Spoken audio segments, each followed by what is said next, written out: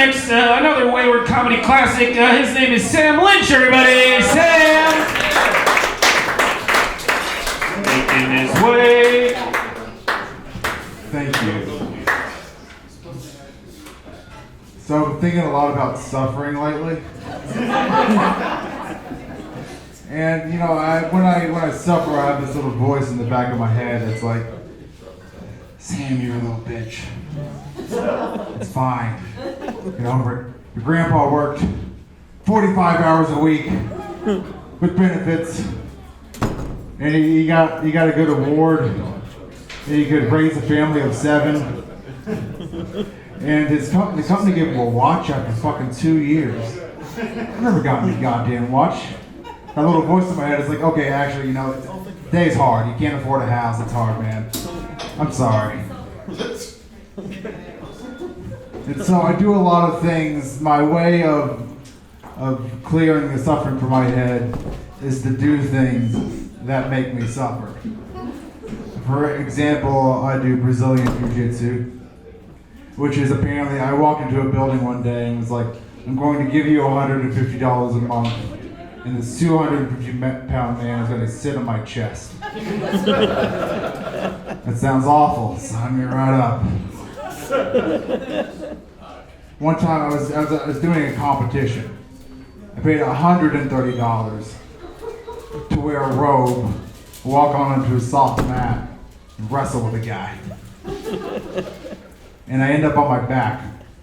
My legs, I'm doing it right. My legs are around his head in the right way. And his face is red and angry. And I'm trying to just like, everyone's yelling at me, you're not doing it right. And I'm like, I'm doing it right. And then I think to myself, I just wanted to stop. The other ways I suffer in my life is hot yoga, which is, you know, basically it's stretching, but it sucks. It's like, okay, today was really bad. I'm gonna go into this room and do vaguely spiritually based exercise in a room that's 95 degrees and I can feel the sweat drip into my eye. Sure, it sounds like it sucks. And yeah, so one time I was at hot yoga. And that's so sad. That's the funniest part about it. I forget things. My mental illness / concussions are not hilarious. They are. Oh, so I was at hot yoga. And I was bending over and bending back and everything. And at the end, they're supposed to get this perfect lavender towel. It's cold, it's nice and cold, it's cold, it's wet, it smells like lavender. It's a pleasure for, I think, yeah, all the senses. And because it's good for your eyes, because they tell you to like, no, look forward into nothing. Look into your eye. There's a mirror on this side. Look into the mirror, into your eyes. Don't look away. It's the best way to do it. Look into your eyes. It's not very fun. Then you turn this way and you see someone's weird back tattoo, and you're just like, don't think about the weird back tattoo. Just look through the weird back tattoo. And so, the first time I ever did stand-up comedy was a combination of being high, hot yoga, and masturbation. Yeah, it's a day full of those 3 things. But the first time I actually did stand-up comedy, I was 17. I had suffered by going up a mountain. Look at this angle, I guess. It was like kind of a road thing. It sucked. It was meant for a truck, not for a 17-year-old kid with a backpack. Into a cabin in the middle of the woods where they played banjo music for us. It was lovely banjo music. And they had a competition to tell a story. It was only going to choose 2 people. And they chose me and some like older dude.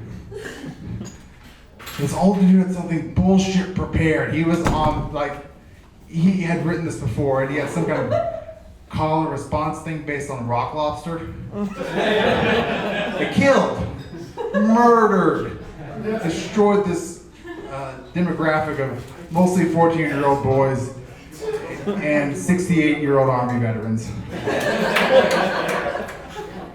So my thing was, I had thought about this while I was hiking up a suffering hill, about me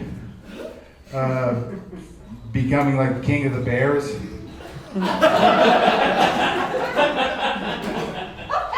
So the idea was that I somehow fall into some kind of Narnia-esque world where everyone's a bear.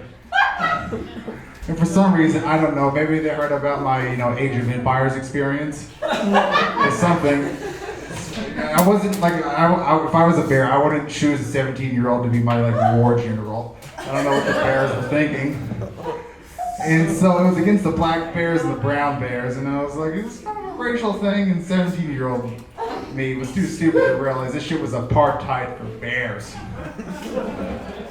I was in South Africa, in New Mexico. It was in New Mexico. Making notes. For myself, it's not for you. Anyways, and so we won the battle, and they made me king of the bears.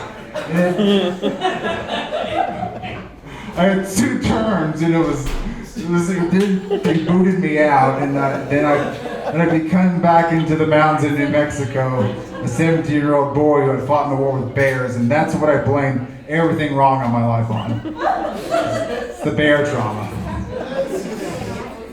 And so, the Boy Scouts and the Girl Scouts have recently come into competition, because the Boy Scouts have started to allow girls to join the program, which I think is a great thing, because the Girl Scouts suck. So the Girl Scouts, this is why the Girl Scouts suck. The Girl Scouts sued the Boy Scouts of America because they were like, you're going to take our girls away and change them or something like that. And, I'm really chalking this, you can chalk this up to 2 things. The core philosophical beliefs about the roles of gender in society, or it's about those fucking cookies. And the Boy Scouts have never been able to compete. It's like they try to sell popcorn. Personally, they should be selling cigarettes. That's all I got, folks.